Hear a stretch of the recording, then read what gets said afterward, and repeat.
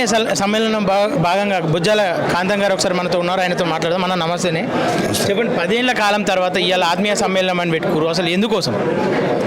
10 ఏళ్ల కాలం అంటే 10 ఏళ్ల కాలం కేసీఆర్ కుటుంబ వాళ్ళ కబంధ హస్తాల్లో ఉండి తెలంగాణ రాష్ట్రమంతా తెలంగాణ ఉద్యమకారులను నిర్బంధించాడు. తెలంగాణ ఉద్యమకారులను అణిచివేశాడు. తెలంగాణ ఉద్యమకారులను చంపేస్తారని చెప్పారు. తెలంగాణ ఉద్యమకారులను నోరు తెరవకుండా తప్పుడు కేసులు పెట్టి వాళ్ళను మమ్మల్ని జైలుకు పంపాలని చూశాడు. మమ్మల్ని అణిచివేశాడు. 10 ఏళ్ళు తెలంగాణ ప్రజలను నోరు తెరవకుండా చేశాడు. తెలంగాణ వచ్చిన తర్వాత మాజీ ముఖ్యమంత్రి కేసీఆర్ గారు, కేసీఆర్ కుటుంబం ఇవాళ 2023 డిసెంబర్ 3 నాడు నిజమైన తెలంగాణ వచ్చింది మాకు. ఇవాళ నిజమైన తెలంగాణ వచ్చిన తర్వాత యావత్తు తెలంగాణలో తెలంగాణ ఉద్యమకారులందరం ఏకమై తెలంగాణ రాష్ట్రం సాధించిన వాళ్ళందరం ఇవాళ తెలంగాణ ఉద్యమకారుల ఆత్మీయ సమ్మేళన రౌండ్ టేబుల్ సమావేశం పెట్టుకునే అవకాశం వచ్చింది. ఇవాళ ప్రజాస్వామ్యం వచ్చింది. ఈ రాష్ట్రంలో ప్రజాస్వామ్య ప్రభుత్వం వచ్చింది. తెలంగాణ ఇచ్చిన తల్లి సోనియా గాంధీ అమ్మగారి ప్రభుత్వం వచ్చింది కాబట్టి మేము ఇలా స్వతంత్రంగా తెలంగాణ రాష్ట్రం సాధించిన ఉద్యమకారులందరం కూడా ఏకమైనం. ఇవాళ కేసీఆర్ దొంగ దీక్ష బట్టి తెలంగాణ ప్రజలు నమ్మించి మోసం చేసి నేను దీక్ష చేసిన సావు నోట్ల తలబెట్టినని చెప్పి తెలంగాణ ప్రజలను నమ్మేయడానికి ప్రయత్నం చేస్తున్నాడు. కానీ తెలంగాణ ప్రజలు నమ్మరు. అది దొంగ దీక్ష. ఆ దీక్షకు అప్పుడున్నటువంటి రోషయ్య ప్రభుత్వం సాక్ష్యం. అదేవిధంగా నిమ్స్ డైరెక్టర్లు డాక్టర్లు కూడా సాక్ష్యమే. అదేవిధంగా ఖమ్మంలో అరెస్ట్ చేసినప్పుడు ఉన్న డాక్టర్లు సాక్ష్యమే. మొత్తం జ్యూసులు లాక్కుంటా, టిఫిన్ చేసుకుంటా, గ్లూకోజులు ఎక్కించుకుంటా నేను దొంగ దీక్షలని చెప్పాడు. ఆ దొంగ దీక్షల మూలంగా శ్రీకాంతాచారి ఆత్మహత్య చేసుకున్నాడు. పెట్రోల్ పోసుకొని 1200 మంది విద్యార్థులు యువత ఆత్మహత్యలు చేసుకున్నది. వాళ్ళు కేసీఆర్ కుటుంబం, హరీష్ రావు వాళ్ళిద్దరి మూలంగానే మొత్తం ఉద్యమకారులు యువత విద్యార్థులంతా ఆత్మహత్యలు చేసుకున్నారు.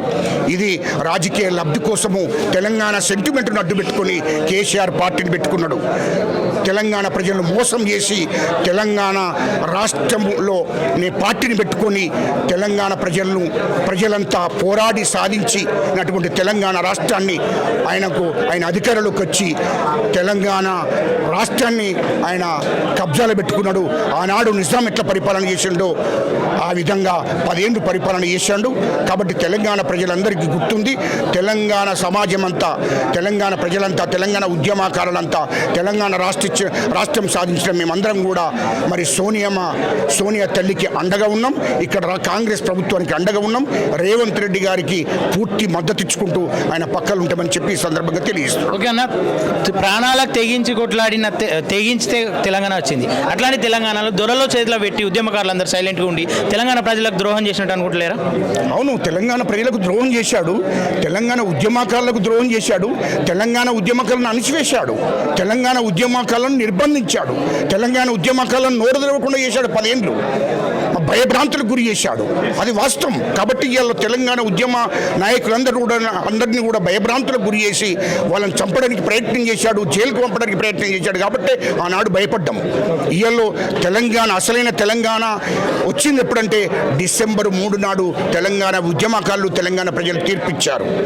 కాంగ్రెస్ ప్రభుత్వం హయాంలో సరైన న్యాయం జరుగుతుందని చెప్పేసి మీరు ఆశిస్తున్నారు? ఖచ్చితంగా కాంగ్రెస్ ప్రభుత్వ హయాంలో ఖచ్చితంగా తెలంగాణ ఉద్యమకారులందరికీ కూడా అన్ని రకాలుగా న్యాయం జరుగుతుంది. రాజకీయంగా, సామాజికంగా ప్రభుత్వంలో భాగస్వామ్యం కూడా చేస్తారు. ఆ నమ్మకం మాకుంది.